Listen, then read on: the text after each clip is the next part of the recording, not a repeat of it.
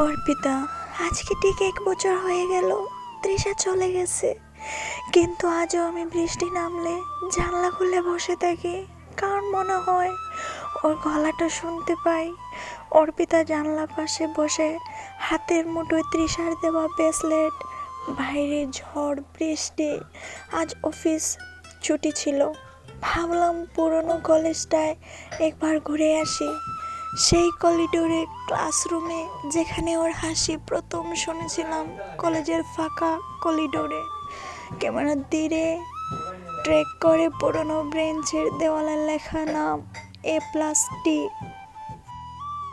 হঠাৎ পিছন থেকে হাওয়া বয়ে যায়, একটা খাম উড়ে এসে পায়ের কাছে পড়ে। অর্পিতা খামটা তুলে নে। খামের ওপরে লেখা, যদি ভালোবাসা সত্যি হয় তবে খুলে। তার চোখে কাঁপছে, বুক ধুকপুক করছে। ধীরে খুলে পরে ভিতরে একটা শুকনো গোলাপ আর ছোট একটা নোট রাখা ছিল। অর্পি, তুমি বলেছিলে একদিন যদি আবার দেখা হয় আমরা একসাথে বৃষ্টিতে হাঁটবো। বৃষ্টি নামছে, তুমি আসবে।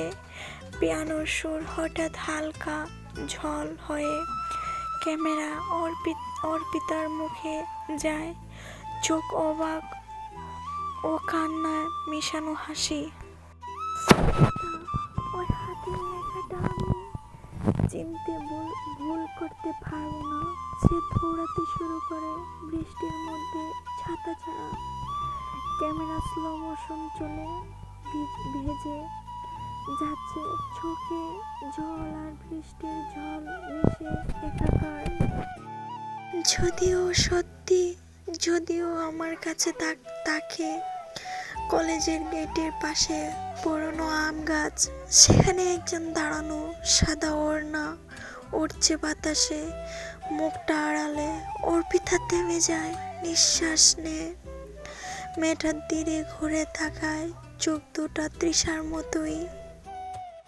পিয়ানো থেমে যায়, শুধু বৃষ্টির শব্দ, দুজনের চোখে চোখ। অর্পিতা এক পা এগিয়ে, কিন্তু ঠিক তখনই ভিজা পাতার আলো ঝলকে যায়।